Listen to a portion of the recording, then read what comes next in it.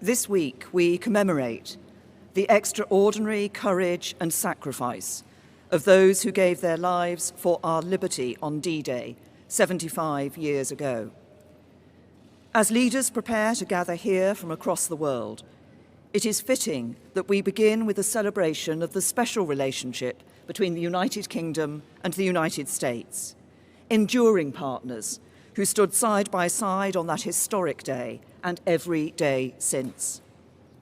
For generations, at the heart of the transatlantic alliance has been our shared democratic values, our common interests, and our commitment to justice. It is that unity of purpose that will preserve the deep-rooted ties between our people and underpin our nation's security and prosperity for the next 75 years and beyond. So I am very pleased to welcome the President of the United States of America on this state visit to the United Kingdom. For the past 2.5 years, the President and I have had the duty and privilege of being the latest guardians of this precious and profound friendship between our countries.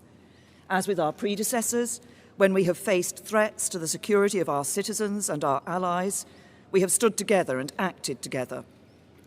When Russia used a deadly nerve agent on the streets of our country, alongside the UK's expulsions, the President expelled 60 Russian intelligence officers, the largest contribution towards an unprecedented global response. And in Syria, when innocent men, women and children were victims of a barbaric chemical weapons attack, Britain and America, along with France, carried out targeted strikes against the regime. Since we spoke about NATO during my first visit to the White House, we have maintained our support for this crucial alliance. Thanks in part to your clear message on burden sharing, Donald, we have seen members pledge another $100 billion, increasing their contributions to our shared security. And I'm pleased to announce that NATO will soon be able to call on the UK's Queen Elizabeth-class aircraft carriers and F-35 fighter jets to help tackle threats around the world. Today, we've discussed again the new and evolving challenges to our security, our values, and our way of life. We share the same view about their origin and our objectives in meeting them. But, like prime ministers and presidents before us, and no doubt those that will come after, we can also differ sometimes on how to confront the challenges we face. I've always talked openly with you, Donald, when we have taken a different approach, and you've done the same with me. I've always believed that cooperation and compromise are the basis of strong alliances, and nowhere is this more true than in the special relationship. Today, we've discussed again the importance of our two nations working together to address Iran's destabilizing activity in the region and to ensure Tehran cannot acquire a nuclear weapon. Although we differ on the means of achieving that, as I've said before, the UK continues to stand by the nuclear deal. It is clear that we both want to reach the same goal. It is important that Iran meets its obligations, and we do everything to avoid escalation, which is in no one's interest.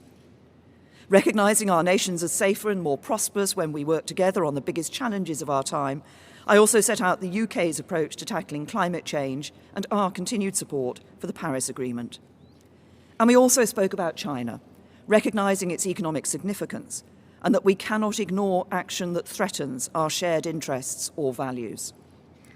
As we've deepened our cooperation on security, including our joint military operations and our unparalleled intelligence sharing, so our economies too are ever more tightly bound together. Every morning, 1 million Americans get up and go to work for British companies in America, and 1 million Britons do the same for American companies here.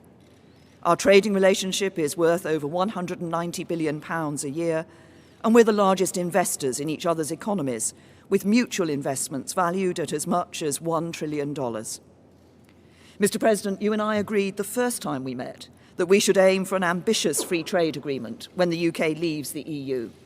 And from our positive discussions today, I know that we both remain committed to this. I'm also sure that our economic relationship will only grow broader and deeper, building on the conversations we had and the ideas we heard from UK and US businesses when we met them earlier today. Tomorrow, we will sit down in Portsmouth with our fellow leaders to reaffirm the enduring importance of the Western Alliance and the shared values that underpin it. And as we look to the future, In the years and in the generations ahead, we will continue to work together to preserve the alliance that is the bedrock of our shared prosperity and security, just as it was on the beaches of Normandy 75 years ago. Mr. President.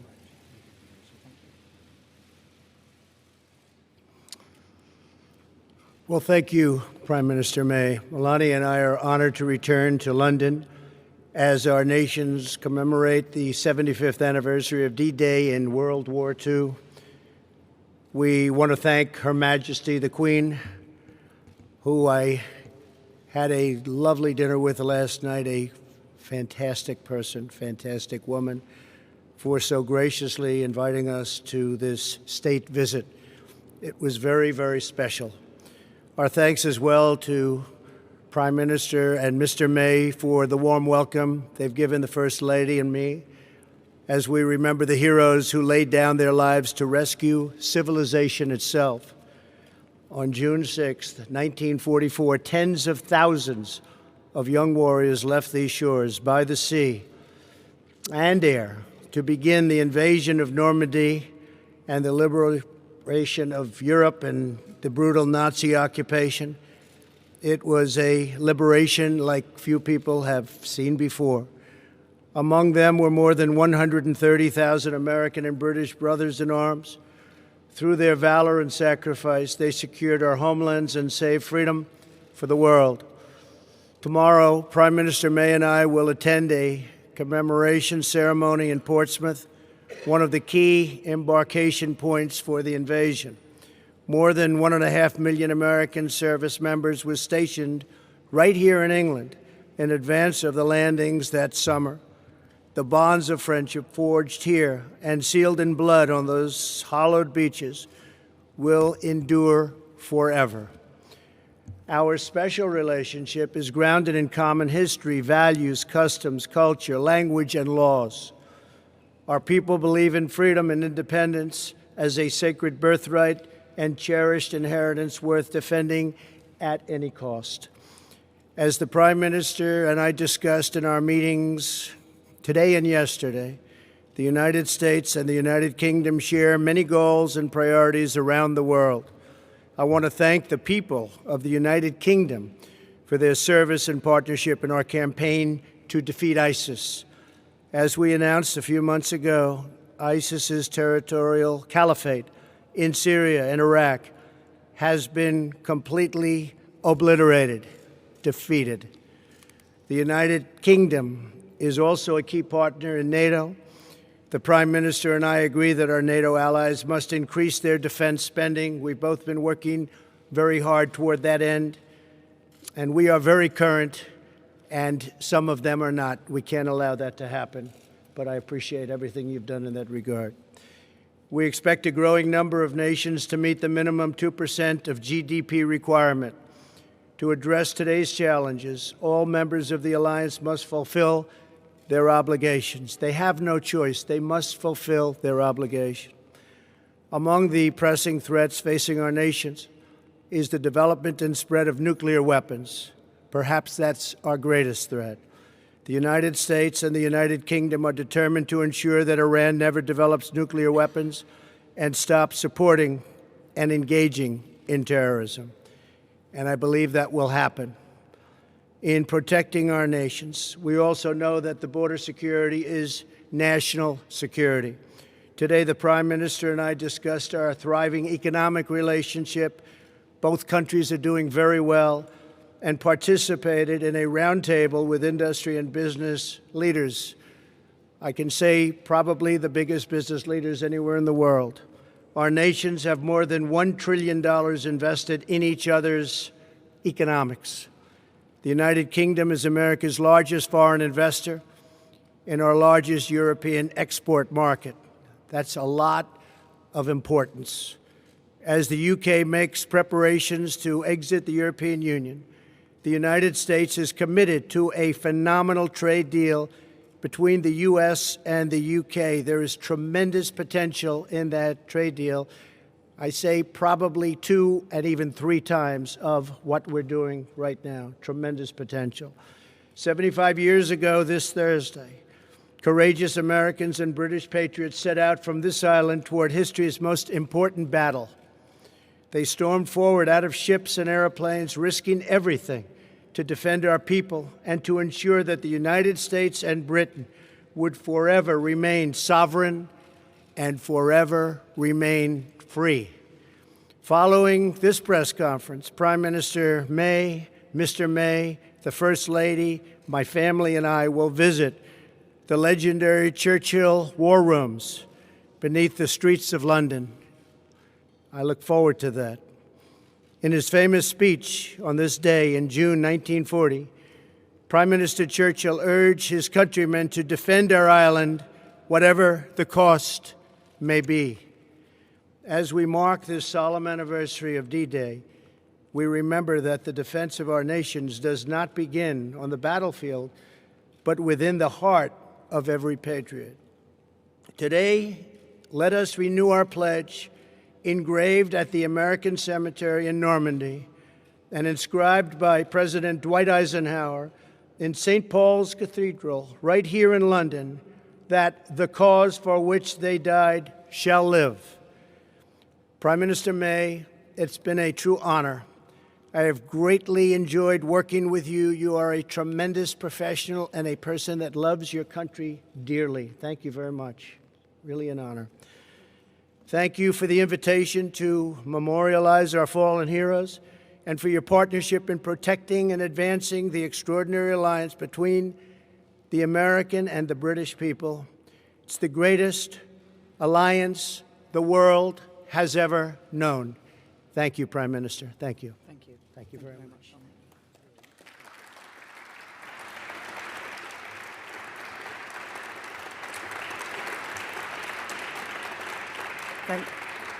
Thank you. Now we're going to take 2 questions from the UK media and 2 questions from the American media.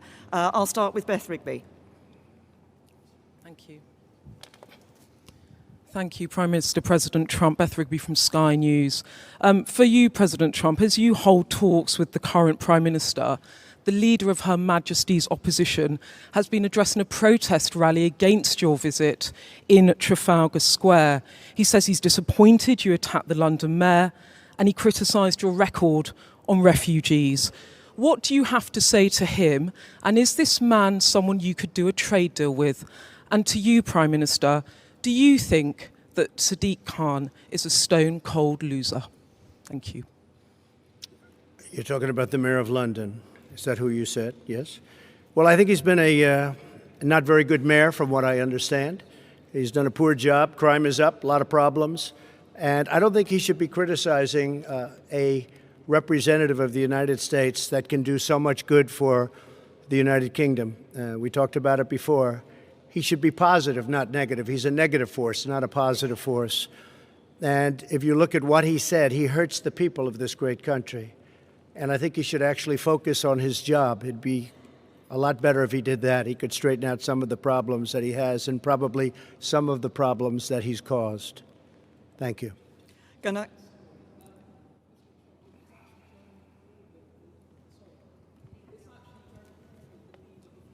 Jerry, yes, he wanted to meet with me, and I told him no. Yes. Well, I don't know Jeremy Corbyn. Never met him. Never spoke to him. He wanted to meet today or tomorrow, and I decided that I would not do that. I think that he is, from where I come from, somewhat of a negative force. I think that people should look to do things correctly as opposed to criticize. I really don't like critics as much as I like and respect people that get things done. So I've decided not to meet. As far as the protests, I have to tell you, because I commented on it yesterday, we left, the Prime Minister, the Queen, the royal family. There were thousands of people on the streets cheering. And even coming over today, there were thousands of people cheering. And then I heard that there were protests. I said, where are the protests? I don't see any protests. I did see a small protest today when I came, very small. So a lot of it is fake news, I hate to say. But you saw the people waving the American flag, waving your flag. It was tremendous spirit and love. There was great love. It was an alliance. And I didn't see the protesters until just a little while ago, and it was a very, very small group of people put in for political reasons. So it was fake news. Thank you. And I would say to both the Mayor of London and to Jeremy Corbyn, the discussions that we have had today are about the future of this most important relationship between the US and the UK. As the President described it, the greatest alliance the world has seen. It is this deep special relationship and partnership between the United States and the United Kingdom that ensures our safety and security, and the safety and security of others around the world too. And it is this relationship that helps to ensure there are jobs that employ people here in the UK and in the United States, that underpins our prosperity and our future. That is a relationship we should cherish. It is a relationship we should build on. It is a relationship we should be proud of.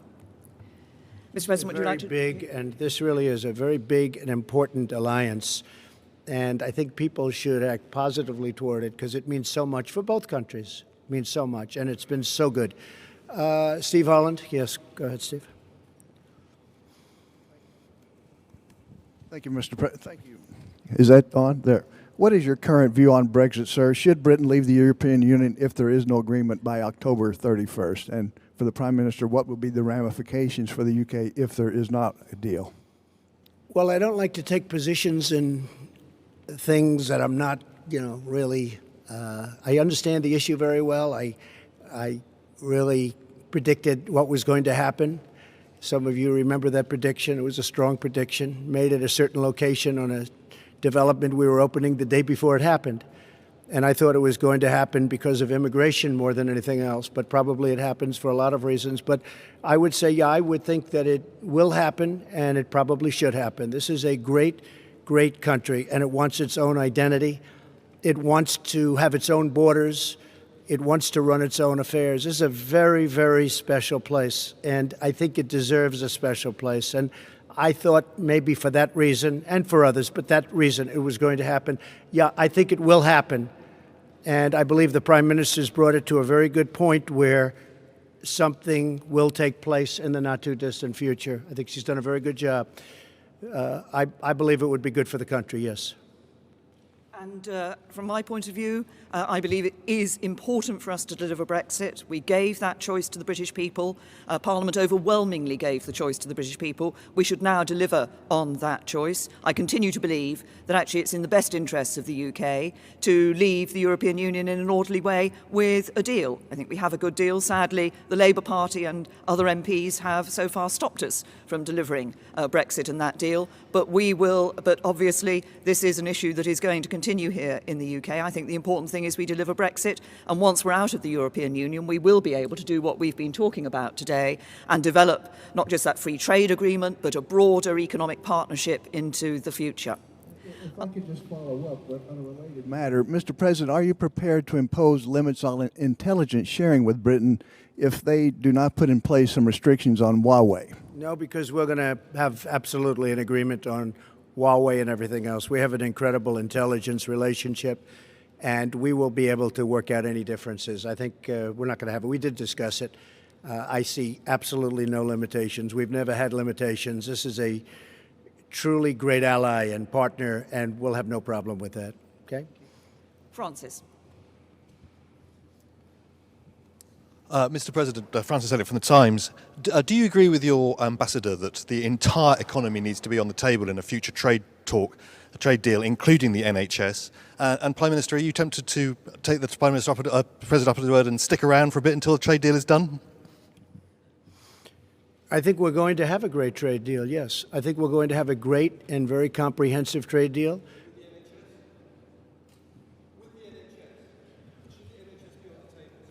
I can't hear him. What? It's the National Health Service. He says, should the National Health Service be on the table? Look, I think everything with a trade deal is on the table. When you're dealing in trade, everything's on the table. So NHS or anything else, or a lot more than that. But everything will be on the table, absolutely. Okay.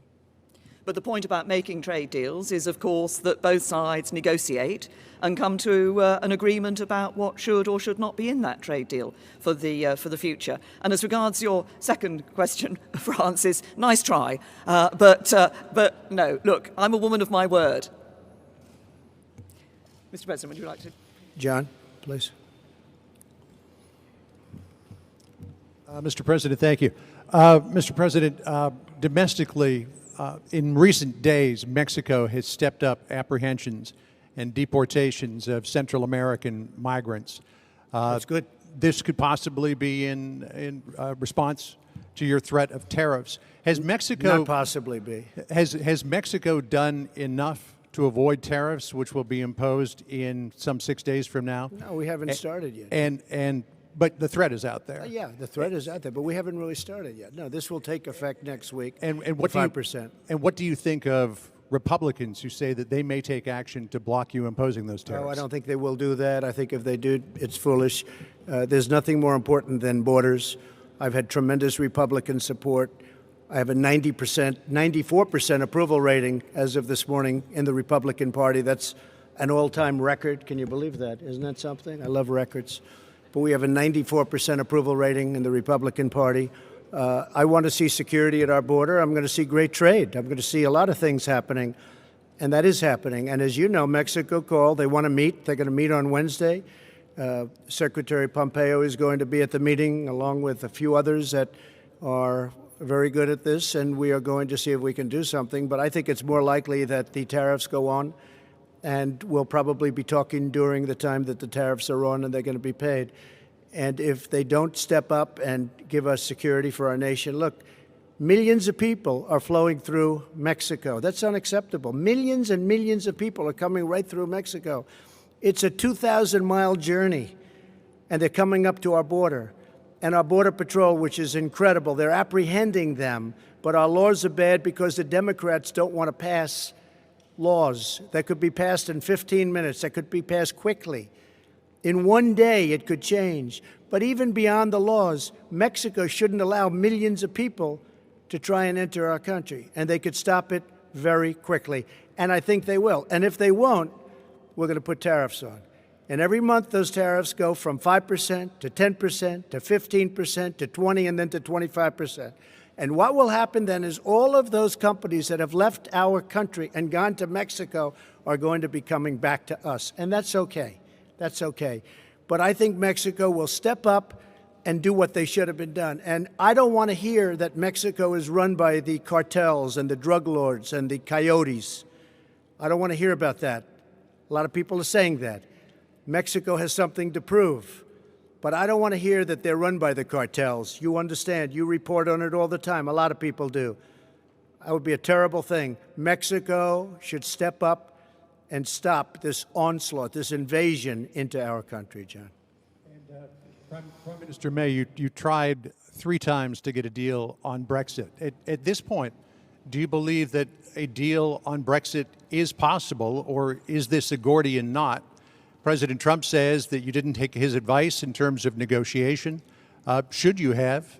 Would that have made a difference? And President Trump, if I could ask a follow-up, you had a conversation with Boris Johnson. Could we ask what you spoke about, and will you meet with Michael Gove today?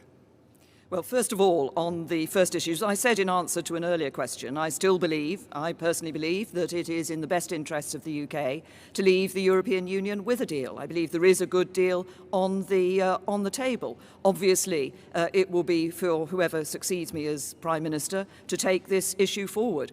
What is paramount, I believe, is delivering on Brexit for the British people. And I seem to remember the President suggested that I sued the European Union, which we didn't do. We went into negotiations and we came out with a good deal. Yeah, that's not such a... I would have sued, but that's okay. I would have sued and settled, maybe, but you never know. She's probably a better negotiator than I am, Jeremy. But you know what? She has got it, in a sense, John.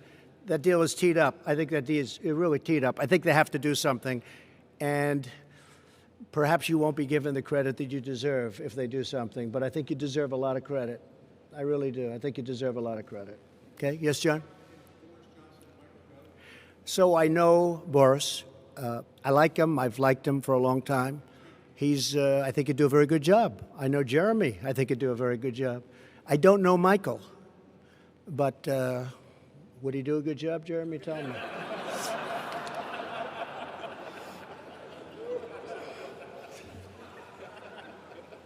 Okay? Good. Thank you very much, everybody. Thank you. Thank you very much.